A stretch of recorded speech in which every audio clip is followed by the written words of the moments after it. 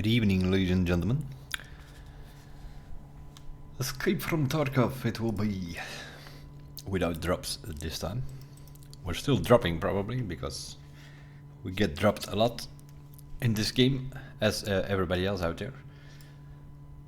Let's first go over some settings, shall we? Because yeah, a new wipe, we haven't had a look at the settings yet. So the first thing I'm gonna do is show you this here. If you have your NVIDIA control panel, you have your 3D settings. It's in general, it's going to use those settings, the general settings. But you can also select the program settings and then add a game. For instance, in this case, Escape from Tarkov. You can add them over here. You just need to find the exe file on your computer. You add it here, and then you can put specific settings for that game. Nothing major. I just changed the textures, I think. The quality by default is on quality. I put it on performance, so you get more performance from the textures. It's more based on performance. It's gonna use a little more RAM or something to get that thing going. And I put the VSync off, things like that. So you can change some specific things. And then on the desktop settings, I think I just put the digital vibrance from 50 to 60 to get it a bit more colorful. Which also means that in-game you don't need to use that many of the settings. That's pretty much what I use for Escape from Tarkov. So I changed a few things in the 3D settings, and I changed one thing, I think. Maybe I put the tint on 0, that's also possible. Those are the NVIDIA settings, and the rest are in-game settings. Which I have somewhere here, I think. So yeah, in-game, this is what it looks like. The main menu background I would put on factory, because you could also randomize it or select a few other maps or something. It's basically when you're in the menu in the background, it will show you a certain picture. If you put it on factory, you have no issues. If you put it on something else, you might get stutters or game crashes. I haven't heard from it this wipe, but was it last wipe or the wipe before? There were some issues with that. Just put it on factory, then you don't have any issues. The rest is all personal things. Quick slots that will show you the icons on top if you have meds, and so if you want to always show it or only show when you use it, that those kind of things you can change here. The health condition is your little guy on the left there when you're playing. You can put them in sort of gray color or polychrome green color. The stamina bar is on the left bottom of your screen when you're playing. Things like that. Yeah, we can also check these things in game, by the way. We'll check these settings in a second in game, because yeah, it's pretty much the same screens. We're playing on 2K full screen. That's always the best option. I don't like playing borderless in any game. I always go full screen. That there are some issues if you need to alt tab out, of course. It's going to minimize your screen. If you play full screen, if you have borderless, it will just stay up. But if you're in the game, in the raid, you don't want to go out anyway. So I just play full screen.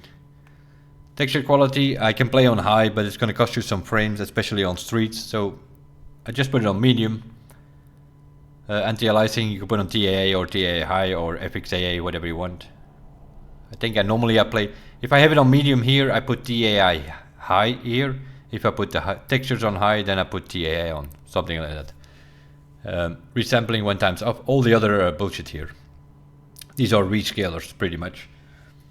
If you put something on like NVIDIA DLSS, then you're gonna play the game in 720, and then it will rescale it to 1080 or something like that, which gives you a bit more performance. It's mainly for people with low tier and mid tier computers. If you have something decent, put all of these things off, would be my advice. And then the low latency NVIDIA thing, which is not on this picture yet, but I think I have on. We'll check it in game in a second. We'll check these menus in game. I've also updated the maps. I've been looking for some new pictures, and so, because yeah, we had some pictures which were a little bit older, so those are the maps that I'm using. Most of them I found on Wiki, except for the new shoreline map, which I found on Tarkov Dev, I think it was. The rest of these maps that I took a look what pictures are available on the Wiki. There is an interactive map as well for most of the maps, not for all of them, I think. So this is the labs, basically technical level or basement. First level is here in the middle. You can zoom in. see what's going on. Weapon treatment here. Black room, blue room. That sort of gives you an idea to get an idea what's going on those maps. And then a second level over here with yellow, green, and then over there red and violet, and inside red is the arsenal as well. So that's sort of the map. There are some other maps, 3D maps, if you want, available on the wiki. Ground Zero, I pretty much learned from this map because it gives you some extra information what all these little numbers are. Also available on the wiki, this map. Pretty much, if you sort of figure out where the areas are, Area 1 is the elemental global. You can't go in any of these buildings. Size Kite is the sky side here is Area 2. Area 3 is Terra Group. Area 4 is Fusion. Area 5 is the Empire Tarbank area. Area 6 is Capital Insight, and Area 7 is Nakatani. Why do I name these numbers, these areas? Is because in the game when you're playing, you will see big billboards outside of these buildings, and they all have a number, and that's what it is. Area 1, Area 2, Area 3, Area 4, Area 5, Area 6, Area 7. Once you get the hang of that, then you pretty much know where you are. If you look around, you will see like, oh, this is Area 5, then you know that you're somewhere around this Empire building. There is also a 3D version, but here it gives you some extra information, like for instance Skyside number 2. If you look Skyside number 2 in the legenda here, then it says ASAP Winery.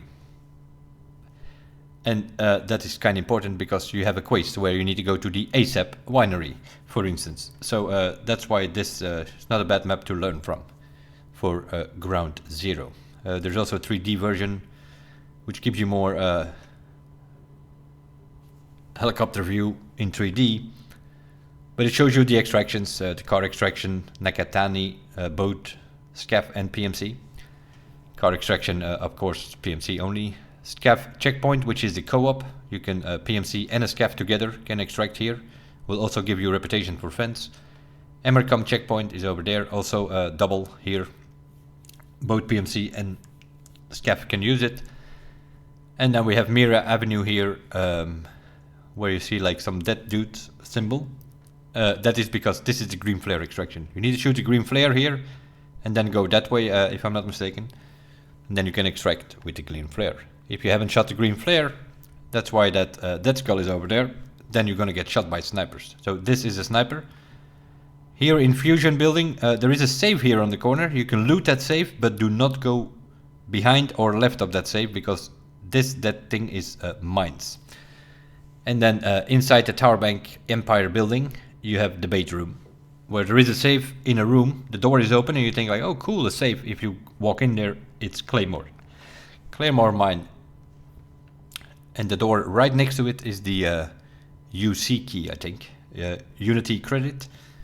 It's one of the 3 keys available. You have the UC key over here. You have the science key, which is in this building in Office 4. You need to do a quest there. And you have... what's the other one again? The utility underground, I think, which is a building on the ramp here, on the left ramp, and then you go left down the stairs and there is some sort of utility room. There is a key, but I think you can also breach it. You can just kick the door, if I'm not mistaken. So that's the map that I'm sort of using for Ground Zero.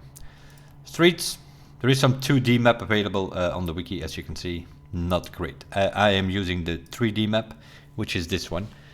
And it also has been updated in such a way. The new area is added. You see that blue guy over here? The boss can spawn in that new area, or also here in the shopping mall. That's the new boss. That is Kolontai with his 4 guards, I believe he has. The other boss, of course, is spawning here on Lexus with... I think he had 6 guards and 3 sniper guards, so 9 guards in total, but now he has 2 sidekicks walking next to him, which protect him a bit better, because he was easy to farm. People didn't take long to farm him last wipe, so they added 2 extra guards with him who protect him, which makes it, I'm assuming, a little bit harder to fight him. I haven't seen him yet, so we'll see. This new area is added, and they also updated it with the purple triangles over here, every single one of them are ground stashes. There used to be 10 on this map for like a long time. Now there are 32. There are 32 ground stashes ever since they updated dynamic loot. There are 32 ground stashes potential on the map. What do I mean potential is it's dynamic. They are not always there, but they can be. I have a video on my YouTube the other day that I made where I did a run looking for all 32.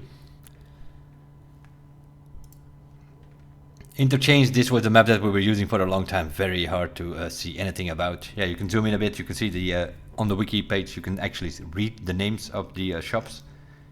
But it's a bit confusing. This is the whole mall, basically.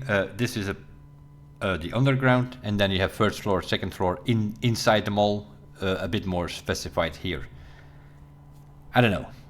A weird map. Also here they have a 3D map now, which gives you an overview of the whole map of Interchange, and then specifically inside the mall, first floor and second floor. You can zoom in on those things, and if you do that on the wiki, you can actually read the shops, sometimes important. For instance, what's it called? I don't know. The first quiz you get for Ragman, you need to do the 5 shops. You have Avocado over here. You can walk here, Custon, second shop. Go to next to Emercom, go around. You have Trent on the corner here, Dino Clothes over here, and then here Top Brand. Those are the 5 shops. You need to visit them in one raid and get up. For instance, so yeah, this map, if you look on the wiki, you can zoom in, you will see the shop names. Makes you more interesting to learn this map that way. Customs, some sort of 3D map, which has been going on for a long time. The red stars on the map are the 26 or 27 ground stashes. Now, when the dynamic loot has been added, the other problem that this map has, by the way, is that this thing is upside down. The dorms is actually in the south of the map normally. But these 26, 27 ground stashes, that's all fine 2-3 wipes ago, if you learn those. This wipe, there are 65 ground stashes on customs into the dynamic loot system. So there's no longer 26. So what I did here was, this is the interactive map, and what I put on is only the ground stashes. There are filters that you can put on and off. I only put on the ground stashes. There are 65 on customs now. Of course, they will not always be there, right? Here under the pipes, you know, you have that plank there, which has been there for ages. Now there is a bucket right next to it. Sometimes one of the two is there, sometimes both of them are there, sometimes none of them is there. But that's sort of, also here, mechanic. We know about the one next to the door on mechanic. Apparently there are 2 more there somewhere. So yeah, if you do the interactive map, you can zoom in a bit, you can get a bit, I've taken pictures of it now. I can zoom in here in my Windows viewer, but on the wiki page, this is all wiki page so far. So you can all find this. If you just go to the wiki page and you look for customs, you will find all these maps that I'm showing you. Next up is resort, factory. Yeah, factory is what it is. This is the map itself. It's one hangar, it's in 3D, sort of get you an idea of what's going on. And then you have the whole underground section. That's why it has letters here. You can see these same letters here to sort of get an idea, like where is the underground underneath here. Well, yeah, go by the. It's not a great map, I find, but on the other hand, it's also not that hard to learn. It's one big hangar, right? So that's the factory map. Woods. I had some 2D map. I think I upgraded it now with a 3D map. All the purple things here are also ground stashes. 35 I think there are. I don't think there are any new ones, at least not that I can see. So they are sort of pointing, like for instance here, this is a barrel stash next to the tank down there, and then if you go up, you have a bunch of bushes and there is a one of those plank ground stashes. That's what that thing is pointing on. It's not very clear like this. There is a 2D map which has white dots on the locations, but I know where the stashes are, so overview-wise, this 3D map is a better option for the woods map to learn from, I find. You have all these letters here, and on the bottom you can see what the extraction B is. Obviously the bridge. That's over here. That's the car extraction on the little town over there. So yeah, this map, if you go, if you put this thing on a second monitor, you can zoom in and zoom out to figure out where you are on that map. Should not be that hard to learn. Red things obviously are mines, don't go too close to them. Also here, yellow things are the mines, but there are signs. You will see signs here somewhere, so you should not go. The only problem here, of course, is the USAC camp here. There are minefields behind here. But if you go far enough, I've noticed now, you can just walk there. But there is a spawn here, as you can see. If you spawn here, my advice is, and you think like, oh my god, I'm in the minefield, just go to the right and look for this electricity pole. That's the easiest way to get out of this. Or go all the way left. But just do not go up to USAC camp, because that whole area behind it is mines. And there, I think there are a bunch of new people around, because I heard a bunch of mines explode when I was doing some of the woods quests earlier. Reserve. A 3D map of reserve.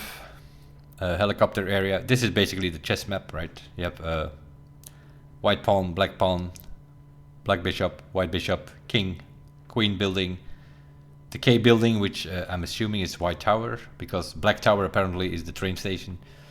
And then you have the knight buildings, white knight and black knight.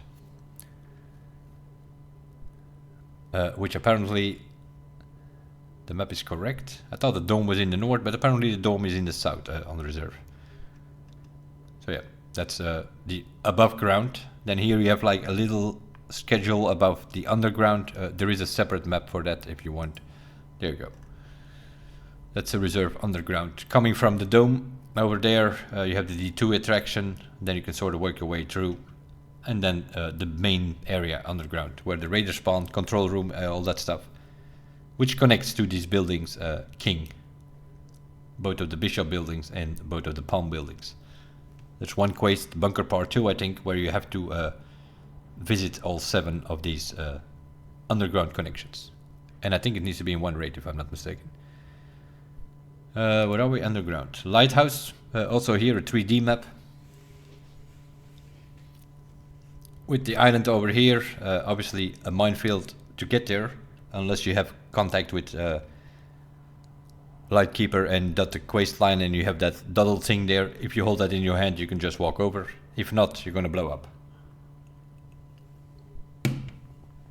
The lighthouse island. And then of course we have a small chalet and then the big blue chalet. Small chalet is the one with the tennis court, the other one the blue chalet. The old village over here and second old village, and then the row camp over here with train station and the whole. All these red things also mines. Be careful there. There were 20 ground stashes, I think. Also here with the dynamic system they added a few. So I also have the interactive barrel stash map, where it only shows you the barrel stashes. So the island over here, like for instance here, I think they added one. Over here they added one.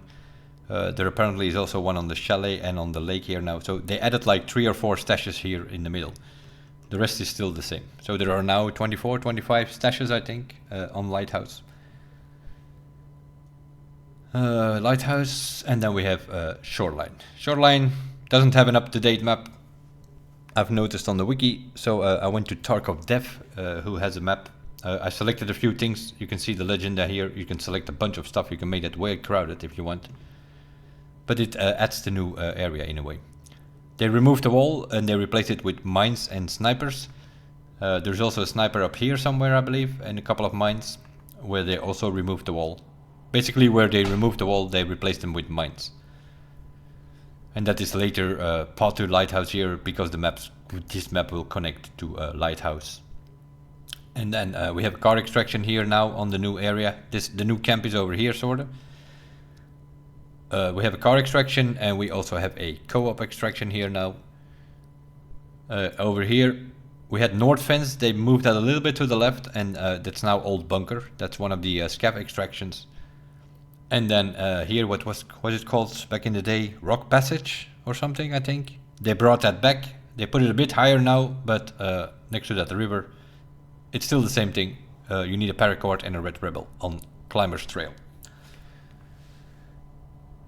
which pretty much is gonna bring you to the other option, and that's on Lighthouse, where you also have paracord red rebel, which is pretty much on the other side of the rock. So maybe these two are connected somehow or another. Maybe that's your way to get from Shoreline to Lighthouse in the future. That might be very possible. That is sort of the Shoreline map, and then the resort in specific, we also have a 3D map of that. There we go. Shows you all the rooms, it shows you all the keys, and it shows you where potentially there are red key card, blue key card spawn, whatnot. Red and blue only, I think. Yep. Yeah, I don't think you can find yellow and green unless you go to labs, and you might be able to find them there, or from your scav case or something. Blue and red can be found, as you can see on this map here, on Shoreline. With the new thing being there again, or let's say brought back the rock passage, which is now called Climber's Trail, a lot of people are going to loot the resort and red rebel paracord, get the hell out there on the river. They also changed the pier board back to what it was 4 or 5 wipes ago, meaning that it has green smoke. If the green smoke is up, then the extraction is open. It was there like a couple of wipes ago, but then suddenly it was bugged or something, and then they removed the green smoke. They brought it back now. And the CCP here, which was the thing with the light, but that light was also always bugged, so they removed that, and already last wipe I think, they moved it to Railway Bridge now. So that's the new extraction there, from last wipe already. But it gives you an idea. Ground stashes, I don't know if they updated. The Shoreline had 40 ground stashes, they added 30 this wipe, which should bring the total to 70. I don't know if they're all in here. But if I'm looking around here, there are a bunch of stashes here which I don't immediately recognize. So probably they already found a bunch of them. Like this one here, somewhere close to power station. I don't know this one. This one I don't know either. This one, yeah, this one I know. These 4 I know. This one I'm not sure, but these 2 here, they were not there, I'm pretty sure. Bunch over here as well, so they seem to have already found a bunch of them, of the new ones. There seem to be more than 40 on this map though. All these barrel things. And that's sort of Shoreline, which is the last map I think, when we talk about the maps. So yeah, this is also from the wiki. This is from Tarkov Dev, because the wiki does not have an updated map yet, I think. And all the other maps were also things that I took from the wiki. Also from the interactive maps. The interactive maps are available, but not for every single of the map yet. But if you want the interactive maps, I think EFT maps. I think those are the interactive maps which are available. I think 6 or 7 of the 10 maps that we have at the moment. So that's that. Other than that, the settings we went through. The next thing I need to update is the gunsmiths, because yeah, this is from last wipe, these gunsmiths from part 1 to level 25, but like this wipe, for instance, gunsmith part 1, I believe you don't need the muzzle brake anymore, because of the numbers which have changed on the recall. You don't need that muzzle brake anymore to make it work, so it's going to be a bit cheaper, some of these builds. So we have to have a look on that later. That's sort of an update on all the maps pictures, because I took some pictures like a wipe or 2-3 ago, and some of these maps were outdated. Now we are up to date again, including the new Shoreline. This map they will probably work on, because like this whole new area here is obviously something. I have it on satellite picture here now. You can put it on abstract. If you go to Tarkov Dev, you can put it on abstract, and then you will see that area is actually here. Smuggler's Boat is some sort of path going from the farm or the ranch which they added. Sort of some dirt path that goes there. I wouldn't go too far by the looks of it, because it's surrounded by mines and snipers. Anyway, that's the map update. Just letting you know, there are a bunch of stashes. Streets has 32 ground stashes now instead of 10. with the dynamic loot system. Customs has 65. There will never be 65 stashes, but that means that if you don't see one stash, it might be on the other side of the wall, because they removed them a little bit. Might have a look on some of these stashes on customs, because I know the original 26, 27, but not all the rest yet.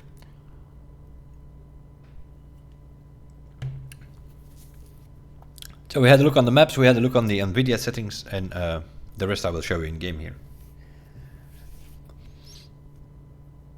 What I'm running at the moment. I'm running an i9 processor, 2080 Ti with 64 gigs of DDR4 RAM. And an i9 processor from Intel.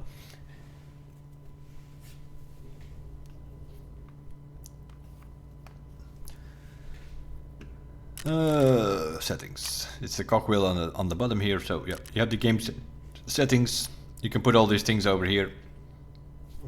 This is all personal use, basically. Double click if you double click, for instance, a healing or a surgery device, a CMS, Surf 15 or whatever. If you double click it, then it will use it immediately. If you have this thing off, then you have to right click it and then click on use. That's an option. Or you can put it in rate and inventory, or you can put it in rate only. I have it in rate only because you do not want to click on any medical item in your stash, because otherwise you're going to use it if you have this in anywhere or something, whatever option is available. In rate and stash. So put it on in rate only, because otherwise you're going to eat your food, you're going to drink your water if you just click on it and try to move it in your stash or something.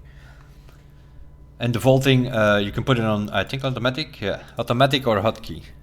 I have it on hotkey. If you put it on automatic, it's gonna automatically vote. If you walk next to a carton box, it's gonna vault on it. If you have it on automatic, not advisable. All this stuff here doesn't do much. It's more for low tier or mid tier PCs. If they want to get something to run the game a little bit smoother, these are some options. I would put it completely off. FOV, I have it on maximum. Some people are playing, I think Lupo plays it with something like 63, because this is vertical FOV. So 63 equals 90 horizontal, I think. But for instance, if you play like something like Call of Duty, I think you play with like 120 FOV, then you just want to put it on 75. If you're used to playing with 100 FOV, then put it on something like 60, 70, 65, something like that. If you play on 90, then put it on 63. I just put it on the maximum. Head bobbing, put that off, otherwise your guy is constantly shaking his head. All the rest on the bottom I would put off as well, except for malfunctions. If your gun jams, you want to know, you want to get a pop-up from that you figure out like what's going on. Oh, and then it pops up like malfunction, which you can then fix. Other than that, main background here, put it on factory. There were some issues with it at some point. If you have some problems with like stutters or game crashes or something, put this thing on factory, might solve it. It's one of the options. There are others. 2K we're playing full screen. I can play on high, but it's going to cost you some frames. It doesn't do that much of a difference, I've noticed, so I just put it on medium for the textures. Shadows are always frame eaters, so I just put it on low. Shadows are not that visible anyway in this game, so when you put this on low or medium or high, it doesn't do much, other than the fact that it's going to cost you some frames, so just put it on low. This is the visibility and the object LOD with things rendering in the distance. If you want things to render far, then you put it on 3000. If you want to don't bother with it, you can put it on 400. I have it on 1500 or 2000 most of the time. And how fast it renders or whatever. So yeah, something like this. Some people have it very low, some people have it very high. Also here, costs you some frames. The more it needs to render, the more performance it will take. If you put this on medium, then you can probably put this on TAI high, potentially. If you put this texture quality on high, then you can put it on TAA. But you can also do medium TAA. Medium settings basically works just fine. Resampling off, all the other bullshit here, just put it off. unless you have a low-end mid-tier PC. But if you have like a decent PC, just put all that stuff up. These are rescalers. You're gonna run the game on 720 and then rescale it to 1080, which costs you less performance, but it's also like, you know, stuttery or bluddery, or then I think it's better to upgrade your PC and just put this thing up. SSR, I have it on high now. You can put it on ultra. It's the reflections of the water. If you want your, it might cost you 1 or 2 frames. If you put it on ultra, I don't know. And it's topic filtering. I have it off because I have it on the NVIDIA control panel. Reflex, I have it on. You can put it on plus boost, but on is fine. Sharpness, personal preference. You want to see a bit sharper further away, then you can put it on 2000 or whatever.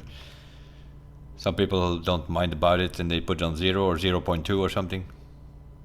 I played with 0.7 a wipe, I now have it on 0.5. Let's put it back on 0.7, I always played with 0.7. I put the VSync up in the control panel of the NVIDIA settings, so obviously we cannot change anything here. All that bullshit down below here. I have high quality color on. That's the only thing I've checked. All the rest, I think by default it's all checked. Just put it all off. Unless, again, you have a medium PC, then you might, MIP streaming might help, or Streets of Tarkov, specifically for that map, lower texture might help to get you better frames on that map. If you have a decent PC, just put it all off, would be my advice. PostFX personal, I have them enabled. If you put feather and you put that on 100, that's when you have that chrome white thing at night. I just put it up for now.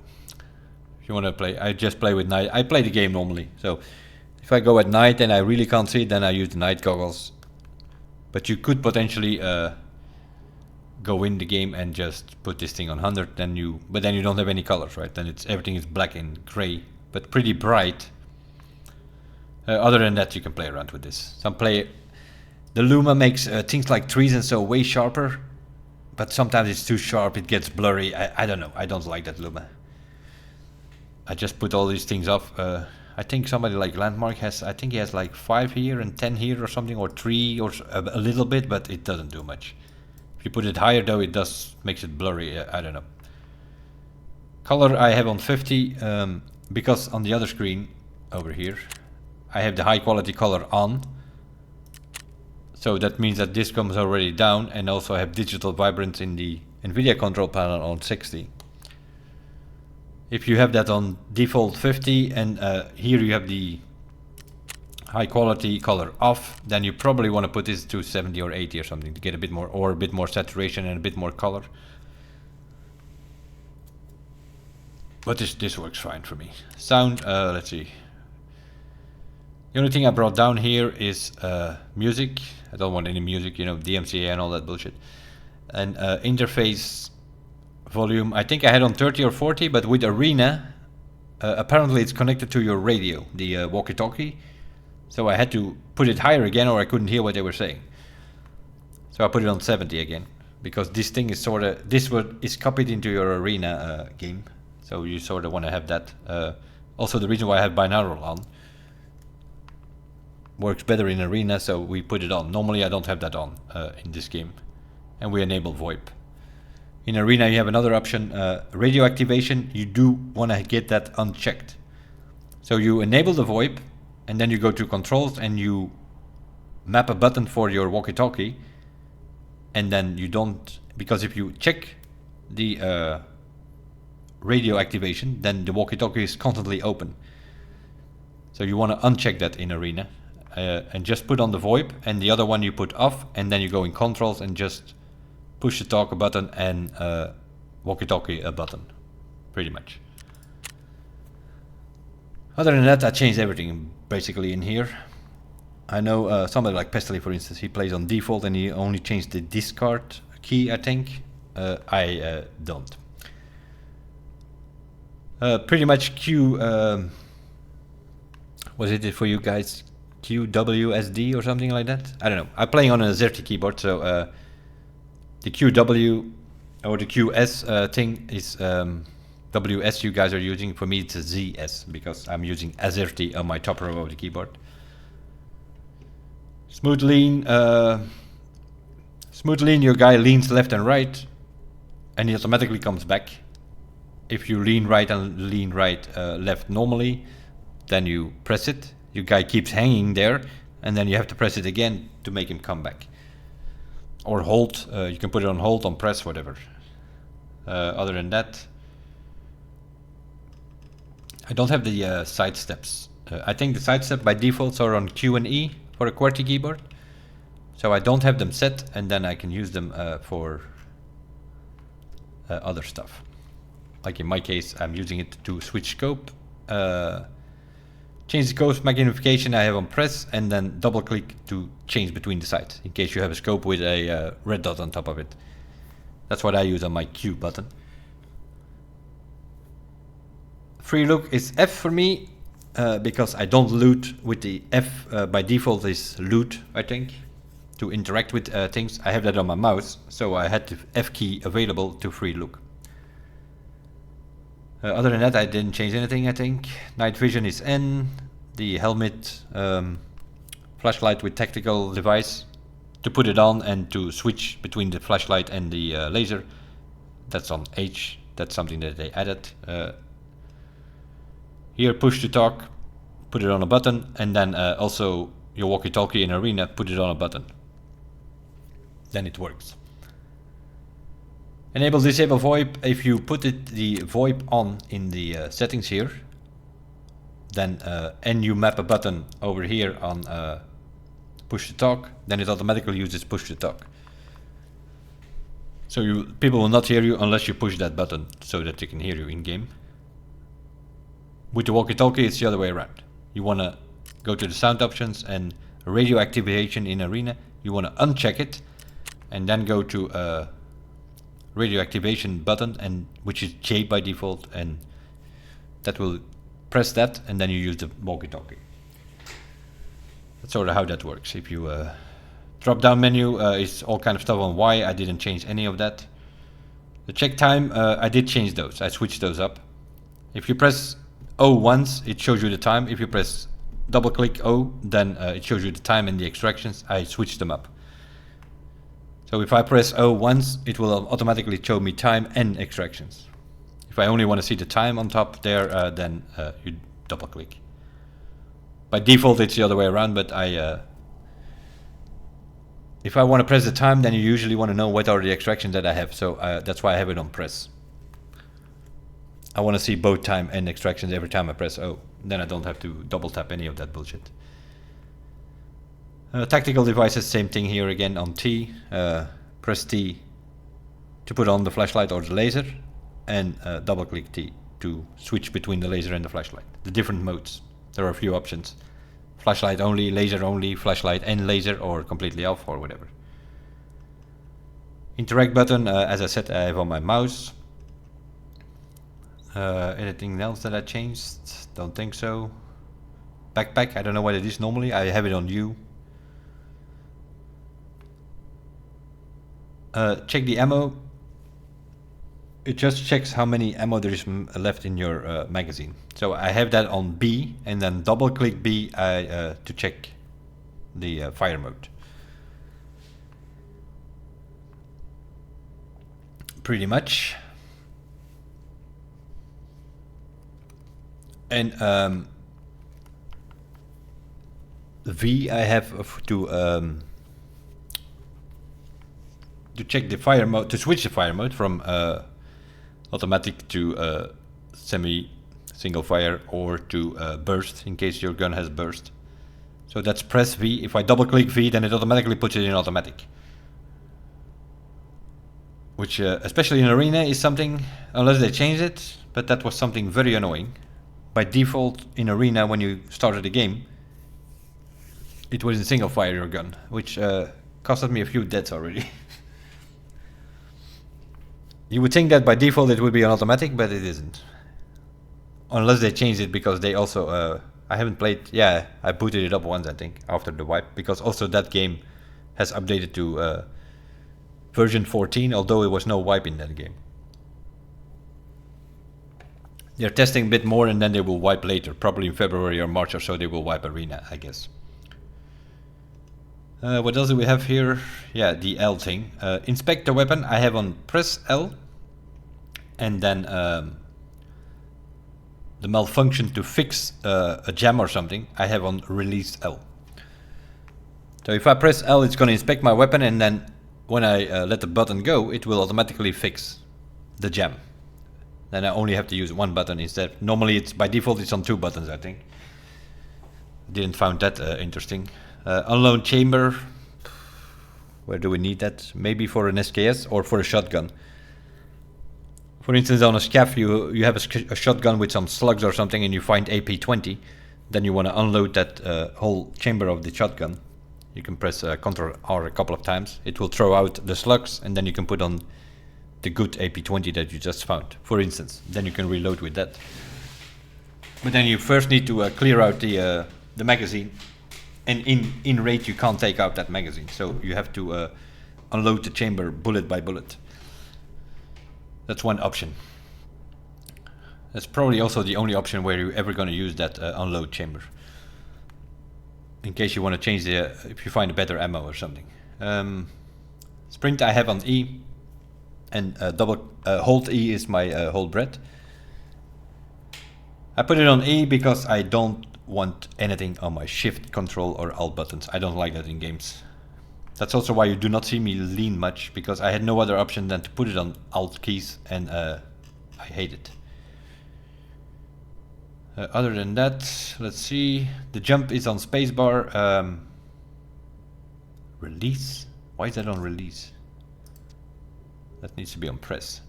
Press the spacebar to jump, and then the new thing, vaulting, I have on continuous, or in other words, hold the spacebar. I'm still testing that. I'm not a fan of it, I think. I might have to come up with another button for vaulting. Because sometimes my guy doesn't want to jump. I stepped into the mines already in Lexus. Well, not stepped into it. I wanted to jump from Lexus to the Sparia store. So I pressed B. I pressed my spacebar, and my guy, I probably was holding it too long, and my guy started vaulting instead of jumping, and so I just walked up the stairs straight into the minefield. Which was an expensive jump there. Because I had a lion with me and I had the backdoor cottage key. I basically had 1 million of gear on me. So that thing was already enough to almost change this button, but the problem is I have no idea where to put it. That's the problem. So yeah, we'll see. And then mouse sensitivity 0.7, 0.6. Pretty much. That's what I play on with mouse. I don't know what menu I'm on. Let me have a look. Play with Logitech G502 Hero. 25,000 DPI mouse, wired. Which is a bit of a problem. So all these people playing with 800 DPI, if I do that with the wire on the mouse, then I have to throw that mouse from one side of the room to the other. That's not ideal. So I play on 2000, 2400, 2800, 3200 and 4000. 5 programs. I can switch on the mouse. I can switch between these programs when I'm in a game as well. So those 5 programs, you can put it on whatever you want. So I play on 2800 now in the game. With, what did I have there? With 0.7. So it's 2800 multiplied by 0.7, which is about 1900 something eDPI. But we're still playing around with it, we will see. Anyway, that's where the settings for wipe